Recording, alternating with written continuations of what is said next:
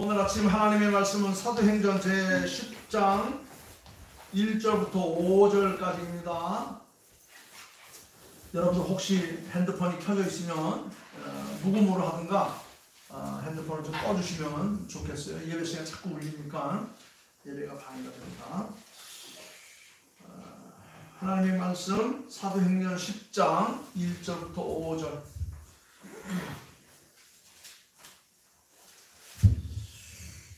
가이사라에 고넬료라 하는 사람이 있으니 이달리아 부대라 하는 군대의 백부장이라. 그가 경건하여 거룩한 평강과 더불어 하나님을 경외하며 백성을 많은 부재하고 하나님께 기도하지. 하루는 제9시쯤 되어 환상 중에 밝히 봄에 하나님의 사자가 들어와 이르되 고넬료야 하니 고넬료가 성공하여 고넬료를 주여 무슨 일이니까 천사가 내게 들어와 가거나 하나님 앞에서 백성이 기억하신 바가 되었으니. 다 같이 내가 지금 사람들을 요바에 보내어 베드로라 하는 시몬을 청하라. 아멘. 우리가 익히 잘 아는 대로 5월은 가정의 달로 지키고 첫째 주일은 우리가 보통 어린이 주일, 또 두 번째 주일은 어버이 주일, 세 번째 주일은 스승의 주일, 뭐 이렇게 쭉 지켜나가는데 아주 많은 날들이 있어요. 제가 이게 그 절기 설교를 하다 보면 기독교 윤리를 강조할 때가 많이 있습니다. 근데 제가 변변치를 못해서 제 설교하기가 힘든 부분이 이 기독교 윤리 부분이 제일 힘들어요. 왜냐하면 제가 완전하지 못하기 때문에. 가정에서도 그렇고 교회에서도 그렇고 사회적으로 볼 때에 제가 제 자신을 들어보면 제가 참 본이 되지 못하는데 이런 설교를 하려니까 좀 송구스럽기도 하고 부끄럽기도 합니다. 훌륭한 선생도 못 되고 아버지도 못 되는데 어떻게 내가 내 입으로 강단에서 이런 기독교 윤리적인 설교를 할 수 있을까 자책이 되기도 합니다. 그래도 어쩝니까? 강당에 하나님께서 세우셨는데 그래서 이제 기도하는 마음으로 오늘 성경에서 말하는 어버이는 어떤 사람인가 하는 걸 했습니다. 보통 어버이 주로 하면 젊은 사람들을 상대로 해서 어버이를 공경하라, 어버이를 순종하라 이런 설교를 많이 했는데 오늘은 어떤 어버이가 진정 훌륭한 어버이가 될 수 있는가 하는 입장에서 한번 말씀을 한번 살펴보았습니다. 오늘 함께 읽은 이 사도행전은 의사였던 누가가 기록한 글인데 누가는 고넬료를 경건한 사람이라고 평가를 했습니다. 그래서 여기 5장 10장 2절 말씀 보면 고넬료는 군인이지만 그는 경건하여 온 집안과 더불어서 하나님을 경외하고 또 백성들을 구제하고 하나님께 항상 기도했던 사람이다. 그가 얼마나 열심히 신앙생활을 잘했던지 그것이 하나님께서 지켜보신 바대로 천사를 보내어서 그의 필요를 채워주는 이런 아름다운 역사를 우리들에게 보여주고 있습니다. 여러분 우리가 누군가로부터 경건하다라고 인정을 받는다면 참 행복할 것 같아요. 저도 어디 돌아다니면서 낯을 평가해주는 사람들 제일 행복하고 즐겁고 참 의미 있을 때가 언제냐면 아저씨는 목사님 같아요. 선생님은 목사님 같아요. 그럴 때가 제일 행복해요. 아 그래. 내가 목사라고 얘기 안 했는데 상대방이 나를 목사로 봐준다면 수많은 직업이 있고 수많은 그런 삶에 있는데 그 사람이 나를 목사님으로 봐준다는 자체가 얼마나 행복한지 내가 참 이렇게 한평생 살아오면서 목사로서 헛되지는 않았나 보다 하는 것을 인정을 받으니까 얼마나 행복한지 모릅니다. 그런데 우리 하나님의 자녀가 된 가족들의 부모들 또 하나님께서 원하시는 자녀들의 삶 어떻게 인정을 받는 게 가장 잘 인정을 받고 행복할까? 그건 다른 게 아닌 것 같아요. 오늘 본문에서 지적한 대로 경건한 사람입니다. 고넬료는 경건하여 온 집안으로 더불어 하나님을 섬겨했고 또 백성들을 구제하고 늘 하나님 앞에 기도하는 삶을 살았다. 이것을 압축해서 고넬료는 아주 경건한 자였다. 그렇습니다. 오늘 훌륭한 어버이는 다른 것이 아니라 경건한 부모, 경건한 성도가 되어야 되지 않겠나 하는 생각을 하는 겁니다. 함부로 말하지 않고 함부로 행동하지 않고 세상으로부터 손가락을 받는 그런 존재가 되어서는 안 된다, 안 되어야 되지 않겠나 하는 겁니다. 이 경건한 모습은 경건은 모습으로 드러나고 향기로 드러나고 품위로 드러나는 것 아닌가 그런 생각이 들어요. 비록 내가 옷은 평범하게 입고 또 생활하는 것은 아주 평범하게 생활해서도 세상 사람들이 볼 때 저 사람 참 경건한 사람이야. 저 사람의 삶의 모습에서는 광채가 나는 것 같아. 저 사람을 보면 뭔가 좀 신령한 느낌이 들어. 이렇게. 그리고 저 사람은 내가 본받고 싶어. 보기만 해도 참 감동이 되고 저런 사람하고만 있으면 내가 행복할 것 같아. 이런 느낌을 주는 그런 성도가 되지 않겠나 하는 겁니다. 자, 본론으로 들어가서 2022년 이 어버이 주일을 맞이하면서 저는 무엇보다도 이 고넬료와 같은 어버이와 어른들이 되었으면 하는 바람에서 오늘 이 본문 말씀을 택했습니다. 자, 그렇다면 성경에 수없이 많은 사람들이 있는데 그 중에 고넬료는 하나님께서 선택받은 그런 유태인도 아니에요. 그는 이방인이었습니다. 그리고 그는 어떤 경건을 늘 그런 삶을 사는 그런 목회자나 어떤 그 제사장이나 서기관 이런 사람도 아니었어요. 그런 군인이었습니다. 그런데 그는 스스로 자기 자신을 잘 단도리를 잘해서 경건한 표상이 되었다는 겁니다. 뿐만 아니라 그의 삶이 하나님 앞에 지켜본 바 되어 그의 삶을 통해 하나님께서 천사를 보내는 이런 은혜를 입게 되었다는 겁니다. 자, 고넬료는 하나님을 경외하는 어버이였다는 겁니다. 오늘 본문은 10장 2절 말씀인데 여러분들 그 말씀을 마음속에 기억하세요. 그가 경건하여 온 집안으로 더불어 하나님을 경외하며 그랬어요. 온 집안과 더불어서 하나님과 경외했다. 경외라는 것은 뭡니까? 공경한다는 말이죠. 경외, 두려울 경자입니다. 두려워할 외자죠. 그래서 하나님을 두려워한다는 것. 하나님을 우습게 여기면 안 됩니다. 그러면 모든 게 신앙이 안 돼. 아버지를 우습게 여기니까 그 집안이 참 망가지는 거예요. 나라님을 우습게 여기니까 나라가 엉망이 되는 겁니다. 어른은 항상 두려워할 줄 알아야 돼요. 어른의 말 한마디 한마디가 그의 삶 속 경험에서 우러나오는 얘기이기 때문에 우리가 어떤 그 학습을 해서 동화해서 얻을 수 있는 게 아니에요. 그래서 노인에 대한 얘기가 성경에 많이 나와요. 너희는 백발 앞에 머리를 숙이라. 백발은 인생의 멸류관이다. 이런 얘기들이 잠언을 보면 많이 나오지 않습니까? 시편에도 보면 그렇습니다. 이 경외한다는 것. 그래서 이 고넬료는 많은 병사들을 움직이는 지휘관이었지만 늘 상관을 섬기는 그런 자세가 되어 있어서 하나님을 섬길 때 늘 경외하는 마음으로 섬겼어요. 하나님의 말씀 한마디 한마디가 우리 인생을 살리기도 하고 죽일 수 있다라고 하는 이런 두려운 마음, 경외하는 마음. 오늘 이 고넬료는 바로 그런 경외하는 마음을 가졌던 사람. 그러니까 자녀들도 그를 함부로 하지 못했던 것 같습니다. 가깝지만 함부로 할 수 없는 권위를 가지고 있는 그런 모습. 고넬료는 독실한 신앙을 가진 그런 분으로 성경에서 표현되고 있어요. 물론 그는 할례를 받지 못한 이방인이었어요.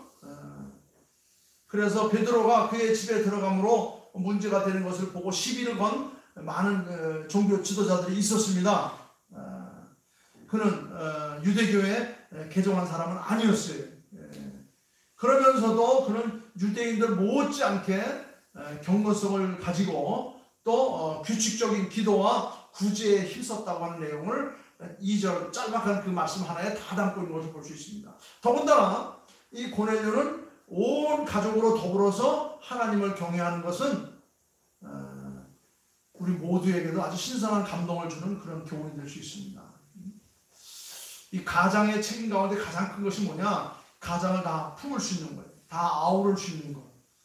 온 가족으로 더불어라는 말 있죠. 무슨 행사가 있을 때마다 다른 사람들은 참석하지 못한 사람 기억하지 못해도 제일 큰 어른은 그 구석구석 하나까지도 다 살필 수 있고, 오늘 왜 막내가 못 왔을까? 무슨 형편이 있나? 이런 거 마음가짐. 다 아우를 수 있는 마음. 바로 이 고넬료는 그런 마음을 가졌던 사람이었던 것 같아요. 고넬료는 자기 가족뿐만 아니라 자기 휘하에 있는 이 백부장하면 병사가 100명 있는 오늘날로 말하는 중대장급 되는데 그런 병사들까지 다 아우를 수 있는 마음. 그래서 그는 규칙적인 기도와 또 구제를 힘썼다는 것은 자기 휘하뿐만 아니라 그 너머에 있는 사람들까지도 다 살필 수 있는 노란 마음. 더군다나 하나님을 섬기는 일에 모든 일에 우선순위 했다는 것. 그래서 오늘 말씀에도 보면 제일 먼저 나오는 것이 그가 경건하여 온 집안과 더불어서 하나님을 경외했다는 것. 제가 늘 얘기하지만 하나님께서 예배하는 자들을 찾으시고 복 주신다고 그랬어요. 하나님께서 우리에게 제일 먼저 원하는 제일 1번 순위가 원하는 하나님을 만나는, 하나님을 예배하는, 하나님과 함께하는 삶입니다. 일찍이 초대 교부 가운데 위대한 대설교자였던 크리스토스미라고 하는 교부가 있는데 이분은 이렇게 얘기했어요. 자신의 가족의 신앙에 태만한 사람들은 우리가 늘 조심하고 그들을 경계해야 된다. 이렇게 얘기한 적이 있습니다. 다시 말하면 이 가장의 가장 큰 책임 가운데 하나가 뭐냐면 그의 가족들, 그의 후손들을 하나님께 인도하는 사명이 자기에게 있다는 것. 그러니까 말하자면 제사장적 책임이 있다는 겁니다. 그 가장 전체를 이끌어가야 할 가장 중요한 주도권이 그 가장에 있는데 그 가족의 신앙에 대해서 태만한 사람들은 그것은 조심해야 되는 그런 사람들이다. 그래서 온 집안과 더불어서 예배하는 것. 가장 중요한 게 뭐냐? 한 믿음의 가정이에요. 결혼도 믿음의 식구들끼리 하는 것이 가장 바람직하고 가장 옳은 거예요. 한 교회에서 어렸을 때 같이 주일학교 같이 뛰고 다 자랐던 사람들 가운데서 서로 짝을 만나서 결혼한다는 것만큼 또 복된 것도 없어요. 아니면은 이웃교회와 또 같은 믿음이 있는 같은 신앙, 하나님을 섬기는 성도들끼리 함께 모여서 가정을 이루고 자녀들을 낳고 사회를 더욱더 건강하게 만들어가는 것, 얼마나 좋은 건지 모릅니다. 우리도 그렇게 되도록 노력하고 기도해야 됩니다. 나의 가족을 하나님께서 인도할 수 있도록 그렇게 가장이 앞장서서 주도적으로 이끌어 나갈 수 있는 그런 가장, 그 가장 멋진 어머니가 아닌가 그렇게 생각이 됩니다. 이것이 바로 어버이 된 자의 평생의 사명이다 이렇게 말할 수 있습니다. 이는 믿음과 인격과 본이 되는 그런 삶이 될 때만이 그게 가능한 거예요. 그것이 안 되면 목사의 자녀든 장로의 자녀든 권사의 자녀든 잘못된 길로 나아가는 사람들이 얼마나 많은지 몰라요. 많이 있습니다. 우리 신학교의 대학자였던 그 교수님, 목사님의 아들도 자녀가 잘못되어 가지고 부모에게 누를 끼치는 그런 자녀들이 있었어요. 가족은 가장 가까이에서 모든 것을 보고 느끼고 있기 때문에 가장 쉬우면서도 가장 어려운 게 바로 뭐냐면 가족에게 인정을 받는 인격과 신앙, 이것이 가장 진짜 명품이다 이렇게 얘기할 수 있습니다. 가정에서 인정받지 못하면 사회 나가서 인정을 받을 수 없죠. 많은 사람들이 존경을 해도 어딘가 모르게 불안하고 어딘가 모르게 이렇게 잘못된 표가 나타납니다. 그걸 가지고 우리는 짝퉁이다 이렇게 얘기하죠. 그럼 가짜다 얘기할 수 있습니다. 여러분, 왜 인간에게는 영혼을 사모하는 그런 욕구가 있을까요? 우리 모두에게는 영혼을 사모하는 그런 욕구가 있어요. 하도 목사님으로부터 이런 얘기를 많이 들어서 우리 인생이 이 땅에서 끝나는 것이 아니라 영원으로 이어진다. 그 얘기를 많이 들어서 천국이 분명히 있는 것을 우리는 믿음으로 압니다. 그것은 우리의 신앙의 중심에서 솟구치는 그런 그 욕구이기 때문에 그래요. 여러분, 욕구가 있다는 건 뭡니까? 욕구가 있다는 것은 그 욕구를 채워줄 수 있는 실체가 있다는 거예요. 실체가 있다는 것을 그 반증하는 겁니다. 예를 들면 이런 것입니다. 먹지 않으면 배가 고픕니다. 그런데 식욕이 있다면 그 식욕을 채워줄 수 있는 맛있는 음식이 어디인가 존재하고 있다는 것이기 때문에 내 식욕이 계속 발동을 하는 거예요. 그렇죠? 우리가 못 찾아서 그렇지, 못 만들어서 그렇지 어딘가 맛있는 음식이 있어요. 왜 갈증을 느낍니까? 그런데 목마름이 있다면 그 목마름을 채워줄 수 있는 시원한 음료가 있기 때문에 목마름을 느끼는 거예요. 그 시원한 음료를 찾아서 한 모금 딱 들이키는 순간 그 목마름에 대한 욕구가 싹 사라지면서 나도 모르게 행복감이 내 삶 전체에 쫙 퍼지는 거예요. 우리 인간에게는 수면력이 있죠. 피곤하면 졸음입니다. 잠이 있기 때문에 잠을 자고 나면 얼마나 거뜬합니까? 개운해요. 개운합니다. 어제 우리 집사람이 이불을 한 채 갖고 왔더라고요. 좀 안 돼 보였던 모양이에요. 이제 그 이불 걷어서 빨아서 저 창문에 넣고 이거 싣고 한번 깔고 놓고 자보라고. 느낌이 다르더라고요. 확실히. 잠 잘 잤습니다. 아주 편안하게 일어났어요. 욕구는 채용을 받을 수 있는 뭔가가 있다는 거예요. 그걸 찾는 겁니다. 그걸 찾기 위해서 열심히 땀 흘리고 노력하고 수고하는 거예요. 공부하는 겁니다. 애를 쓰는 거예요. 그것이 찾아져서 내 삶 속에 누려지면 난 행복한 겁니다. 감사가 터져나오는 거예요. 여러분, 우리 인간은 서로 사랑하고 사랑받고 싶은 그런 욕구가 늘 충만해요. 이런 욕구가 있다는 것은 그것을 채울 수 있는 상대가 있어요. 대상이 있습니다. 내가 보고 싶은 사람, 내가 사랑하고 싶은 사람, 내가 또 사랑받고 싶은 사람. 여러분, 욕구를 채워줄 수 있는 그 무엇이 없다면 어떻게 그 욕구가 생겨날 수 있겠어요? 욕구가 있기 때문에 그 욕구를 채워줄 수 있는 무언가가 우리 주변에 다 다니고 있어요. 그걸 찾는 겁니다. 그런데 가장 큰 욕구는 뭐냐? 우리 인간에서 가장 큰 욕구는 하나님에 대한 욕구를 우리가 발동시키는 거예요. 날마다의 삶 속에 하나님을 그리워할 수 있고 하나님께 대한 열망과 간절함과 이런 마음을 가지고 살면 하나님은 실체로서 우리의 삶 속에 나타나시는 겁니다. 실체로서 나타나셔서 분명히 내가 너와 함께한다, 내 욕망을 채워주시겠다고 하나님께 말씀하시는 거예요. 우리 인간의 소원, 가장 큰 소원이 뭐냐면 영원한 구원이죠. 죽음 너머의 세계. 한 100년 살다 가는 것 길지만 영혼을 비교하면 극히 미세한 거예요. 그 소원을 채워줄 수 있는 분, 그 하나님 앞에 우리의 삶을 어떻게 살아야 될 것인가? 오늘 성경은 말합니다. 경건하게. 즉 하나님을 두려워하는 마음으로 하나님 앞에 예배하는 삶의 자세로 하나님의 말씀을 늘 내 삶 속에 걸러드리는 삶으로 내가 살아갈 때 우리는 훌륭한 어버이로서 내 후대에 오는 모든 사람들의 본이 될 수 있는 거예요. 하나님께서는 분명히 우리의 영적 구원 욕망을 채워주실 분입니다.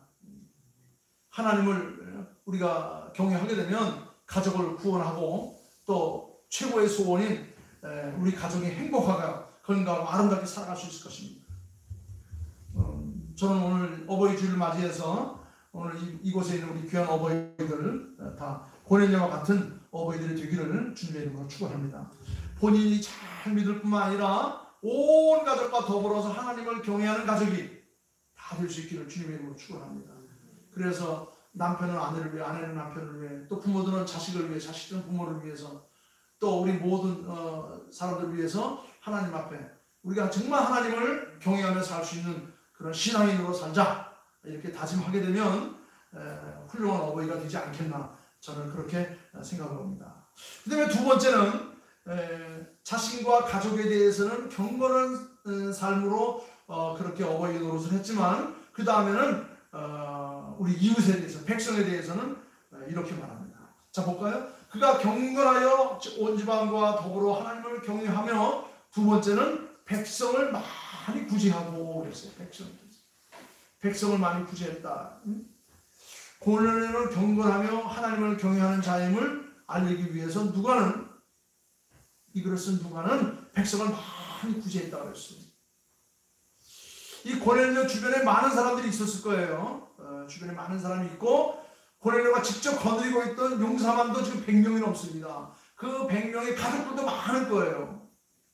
그런 사람들에 대해서 고넬료는 넓은 마음을 가지고 비록 자기는 참 검약해도 그들을 위해서 구제하는 마음, 나누는 마음, 뭔가 베푸는 마음, 백성을 많이 구제했다고 하는 거예요. 이 짤막한 이 한마디 속에 그가 얼마나 경건하게 살았는가, 얼마나 열심히 살았는가, 얼마나 참 청렴결백하게 살았는가를 보여주고 있어요. 고넬료가 경건하며 하나님을 경외하는 자임을 우리는 신앙의 본으로서, 윤리와 도덕으로서 기독교인의 삶의 한 규범으로 우리가 삼을 수가 있어요. 경건한 사람은 오늘 이 말씀을 통해서 보니까 이웃을 구제하는 사람이다, 이렇게 우리가 또 해석할 수 있어요. 이웃과 더불어 함께 살아가는 자, 하나님 사랑이 바로 이웃 사랑이다. 선지자와 율법의 완성은 바로 첫째는 하나님 사랑이고 둘째는 네 이웃을 네 몸같이 사랑하는 것이다. 그것은 바로 구제로 나타난다고 그랬습니다. 하나님과 사랑하는 사람, 이것이 바로 십자가의 사랑입니다. 전 세계적으로 구제 역사를 많이 일으키는 그런 나라, 민족, 국가들을 보게 되면, 단체들을 보면 다 기독교 국가들이에요. 못 살고 못 입고 힘들고 어려운 나라, 전쟁을 당해서 지금 모두가 다 힘들고 있는 나라, 그걸 구제하는 나라들 보니까 거의가 다 예수님의 사랑을 실천하는 사마리아인의 그런 삶을 실천하는 사람들의 모습들이 나타나고 있어요. 어떻게 보면 신앙생활은 경외와 구제, 이것은 경건의 두 날개와 같은 것이다, 이렇게 말할 수 있어요. 어느 한쪽으로 치우는 것이 아닙니다.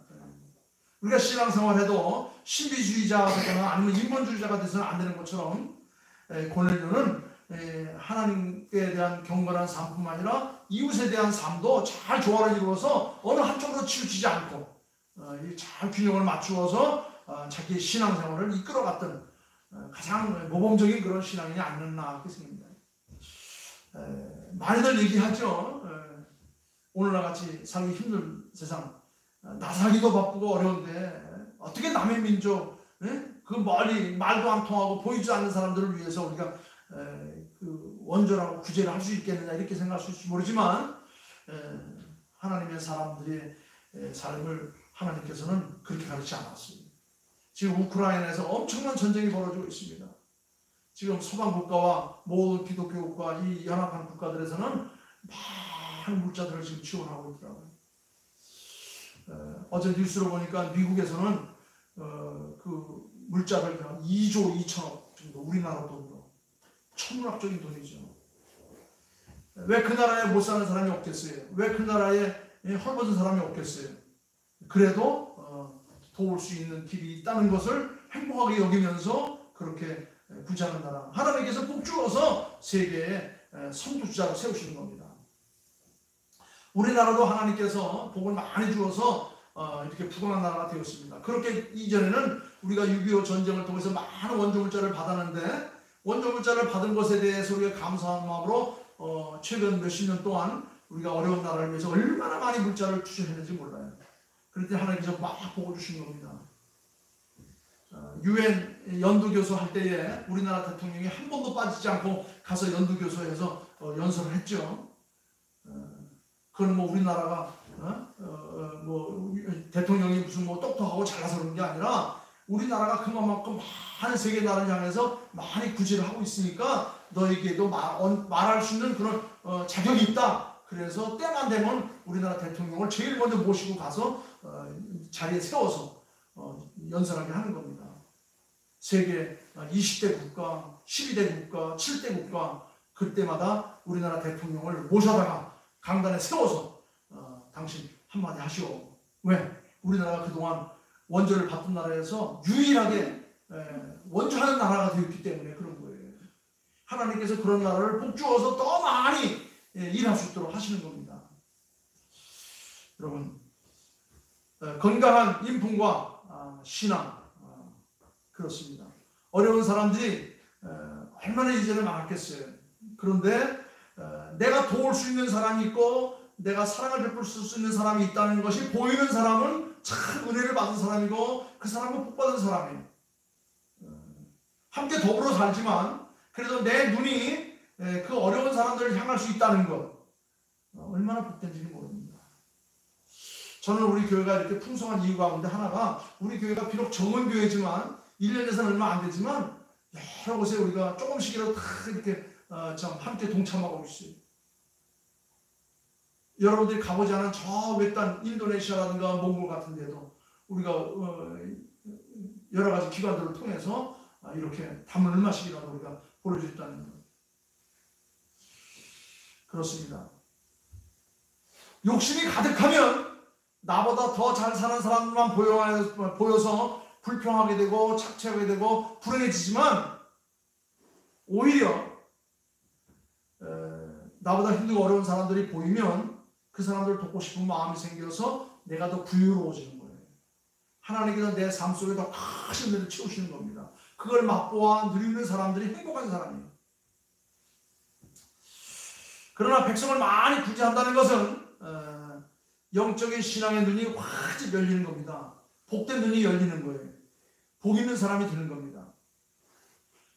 사실 구제는 말이 쉽지 실제는 참으로 어려운 것 가운데 하나예요. 어떻게 보면 맨 정신으로는 아마 불가능하지 않는가. 남을 도울 수 있다는 것, 남을 위해서 희생할 수 있다는 것, 남을 위해서 피를 흘릴 수도 있고 남을 위해서 죽을 수 있다는 것, 그거는 기독교 믿음과 기독교 사랑이 아니면 힘든 것 아닌가 이렇게 생각합니다. 믿음과 사랑이 있어야 내 마음이 뜨거워지고, 내 마음이 뜨거워져야 그것이 내 손과 발로 실천을 할 수 있는 거예요. 그렇지 않으면 그것이 쉽지 않습니다. 구제는 기적이고 구제는 내 삶의 축복이에요. 그것은 하나님께 드리는 것이고 하나님께 부어드리는 것이고 하나님 앞에 우리가 저축하는 거예요. 그래서 하나님께서 책임지시는 겁니다. 여러분, 가난 때문에 아픔을 겪어본 분이 있습니까? 이제 그것이 사명이 되어서 배고픈 이웃들을 치유하고 도와주는 사명을 느낄 때에 그것이 내 행복이 될 수 있고 내 풍요가 될 수 있고 하나님께서 더 하늘에게 주시는 그런 기회가 될 수 있는 겁니다. 어린 시절에 부모로부터 버림받고 친구들로부터 배신당한 그런 쓰라린 경험을 한 상처를 가진 분들이 있다고 한다면 그것을 가슴에 품고 원망하며 살라는 것이 아니라 오히려 자기와 같은 그런 상처를 입은 사람들을 위해서 위로하고 치유하는 그런 경험자가 되라고 하나님께서 아마 그렇게 주신 것으로 깨닫는다면 그건 행복한 사람이 될 수 있고 큰 일을 할 수 있는 사람이 되는 거예요. 그런데 그 어렸을 때 그 상처를 오히려 트라우마로 알고 오히려 그것에 빠져가지고 헤어나지 못하고 더 디프레스되고 더 좋지 못한 마음을 품는다면 그 인생이 불행일 수밖에 없어요. 왜 내가 살아가면서 일찍이 나는 부모에게 버림을 받고 친구들에게 따돌림을 당하고 왜 나만 이렇게 고성을 당하고 살았는가? 그것은 너보다 더 힘들고 어려운 상처를 입은 사람들을 만나면 위로해주라고 하나님께서 너를 쓰기 위해서, 너를 세우기 위해서 그런 경험을 맛보아 알게 했다고 하는 것으로 깨닫는다고 한다면 그는 큰 그릇이 될 수 있어요. 더 행복해질 수 있습니다. 더 큰 역사를 이룰 수 있어요. 질병 가운데 치유받고 회복하신 분들은 바로 내 주변에서 그런 질병으로 고통 사람들을, 신음하는 사람들을 어떻게 하라고요? 위로해주고 붙들어주고 그들과 함께 하라고 하나님께서 은혜를 주신 것을 깨닫는다고 한다면 가장 행복한 사람이 될 수 있어요. 가장 건강한 사람이 될 수 있어요. 내 경험이 다른 사람들에게 위로가 되고 다른 사람들에게 힘이 될 수 있다고 한다면 이것보다 더 큰 구제가 어디 있고 이것보다 더 큰 역사가 어디 있겠어요. 되게 많은 사람들은 오히려 나의 불행을 트라우마로 살면서 평생 거기서 헤어나지 못하고 사는 사람들이 너무 많아요. 물론 내 과거가 상처로 어루졌을 때 생각하면 생각할수록 아프고 쓰리고 힘들고 어려운 나날들 살 수밖에 없는 약한 삶이지만 오히려 그것 때문에 자신의 운명을 비관하거나 원망하지 않고 오히려 치유자가 될 수 있다고 한다면 큰 도움이 될 수 있어요.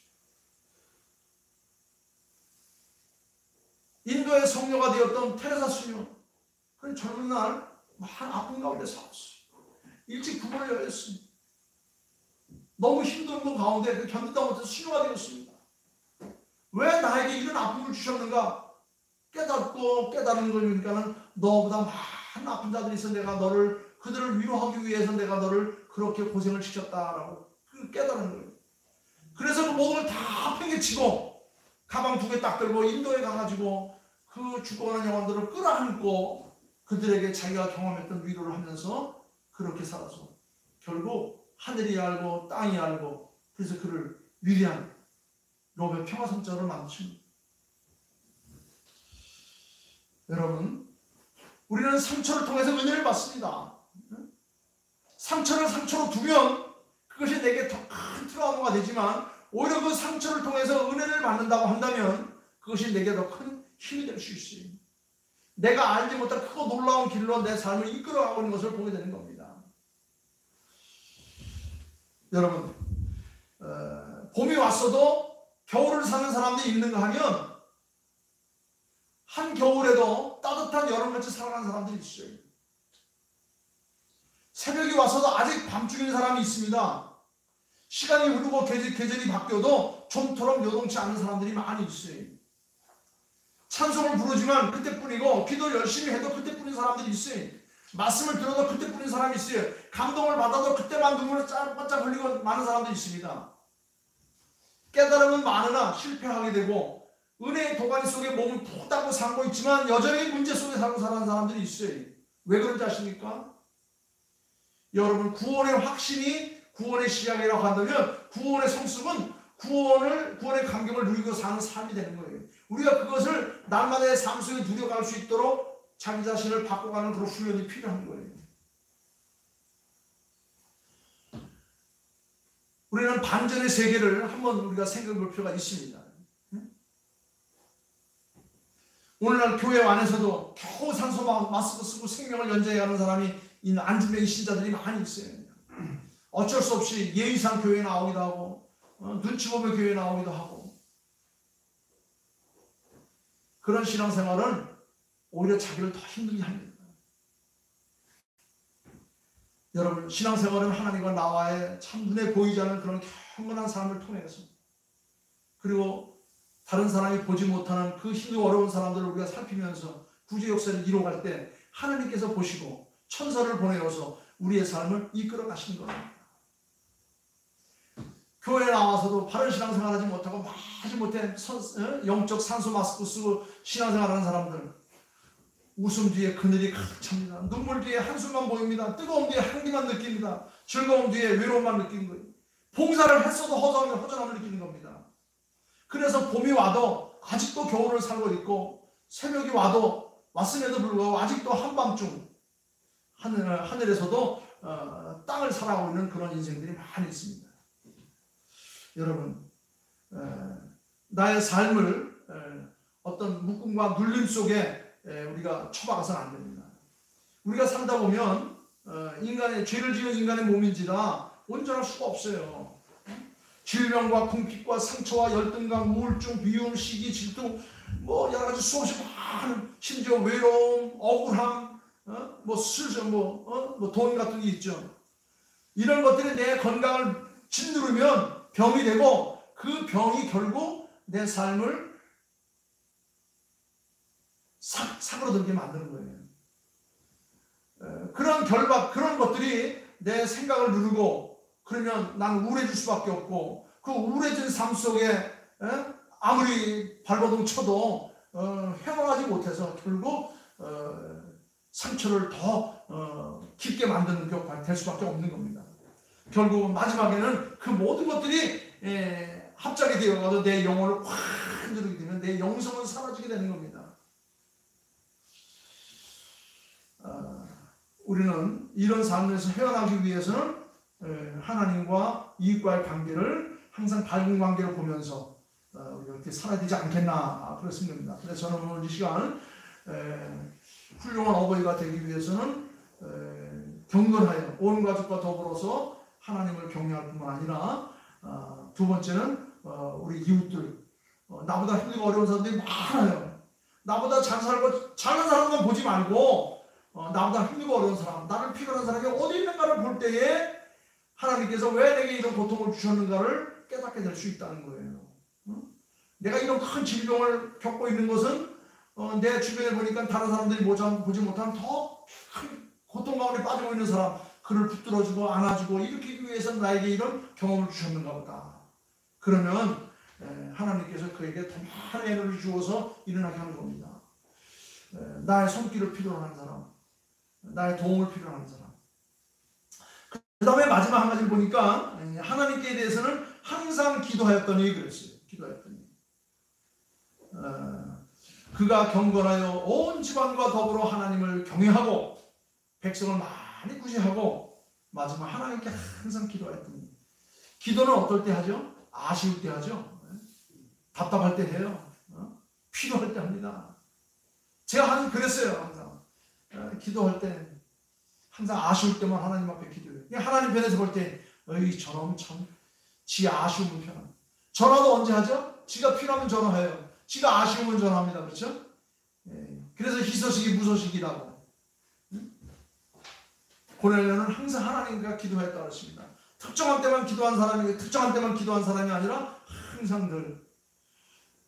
사실 젊은 군인으로서 항상 기도하기가 쉽지 않을 거예요. 고넬료는 군인입니다. 얼마나 일이 많겠어요. 한 집안도 아니고 100명을 거느리고 있는 책임 있는 그런 직장인인데 좌우지간 이 고넬료는 평범한 사람은 아니었던 것 같아요. 비범한 기도의 사람이었습니다. 자신만을 위해서 기도한 것이 아니라 많은 사람들을 위한 중보 기도의 사람이었던 것 같아요. 그랬더니 천사가 말하기를 뭐라고 말합니까? 그 다음 절에 보니까 내 기도와 구제가 하나님 앞에 상달되어 기억하신 바 되었으니 그랬어요. 이거보다 더 큰 축복이 어디 있습니까? 내 기도가 하나님 보좌에 상벌되었다고 하니 얼마나 좋겠습니까? 하나님은 고넬료의 기도와 구제를 기억하셨어요.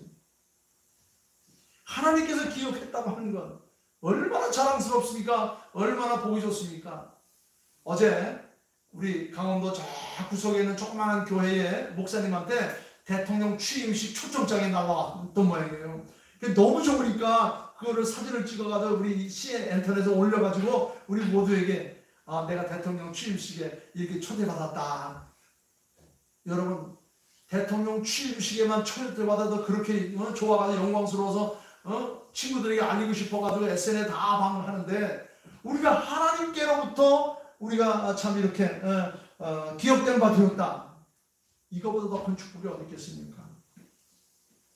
여러분 우리는 정말 하나님 앞에 우리의 원하는 바를 늘 기도해서 큰 은혜를 덧입는 그런 귀한 성도들이 다 되길 바랍니다. 기도에 대한 이야기는 할 얘기가 많이 있지만 나중에 따로 얘기하기로 하고 오늘 말씀을 여기서 마치도록 하겠습니다. 여러분 누구나 기도가 부족하면 넘어지고 시험에 든다는 것 우리가 잘 아는 얘기죠. 그래서 고넬료처럼 항상 기도하는 부모가 되어서 내 가족과 자녀들과 교회와 민족을 살리는 그런 기도의 어버이가 된다고 한다면 그거보다 더 큰 게 없을 것 같아요. 그래서 오늘 이 말씀을 보니까 이 어버이 주일 어버이의 입장에서 어떻게 어떤 어버이가 됐으면 좋을까 본문을 택하다 보니까 오늘 이렇게 고넬료처럼 하나님을 경외하는 어버이, 고넬료처럼 아무도 돌보지 않는 사람들을 우리가 눈여겨보고 그들을 살필 줄 아는 구제의 어버이, 기도하는 경건한 어버이들 됐으면 좋겠다. 이것은 바로 저에게 하는 설교이고 우리 여기 어르신들에게 하는 설교다 이렇게 말할 수 있습니다. 매년마다 자녀들에게 어버이날 어버이를 공경하고 순종하러만 설교를 했는데 가만히 생각해 보니까 그것만이 아니겠구나 하는 생각이 들었어요. 어버이 주를 통해서 다시 한번 도전을 받는 어버이들이 나들 수 있기를 주님의 이름으로 축원합니다. 기도하겠습니다. 아버지 하나님 감사합니다. 오늘은 5월 가정의 달 어버이 주를 맞이해서 어떻게 하면 내 가족, 내 자녀, 내 식구들 뿐만 아니라 또한 나의 손길을 필요하는 수많은 이들을 어떻게 살펴야 하나님 앞에 참 기록된 바 되었고 하나님께서 천사를 보내서 더 많은 후원을 할 수 있게 할 것인가 말씀을 통해 살펴보니 오늘 이렇게 고넬료처럼 하나님을 경외하는 아버지, 구제하는 어버이, 기도하는 경건한 어버이들이 되어야겠다는 도전을 받게 됩니다. 오늘 주신 말씀 마음에 간직하며 훌륭한 어버이로서 그의 가정과 가문을 더 신앙의 반석 위에 세울 수 있는 그런 어버이들이 다 되시도록 저희들을 붙들어 주실 줄 믿사옵고 감사하며 거룩하신 예수님의 이름으로 기도하옵나이다. 아멘. 아멘.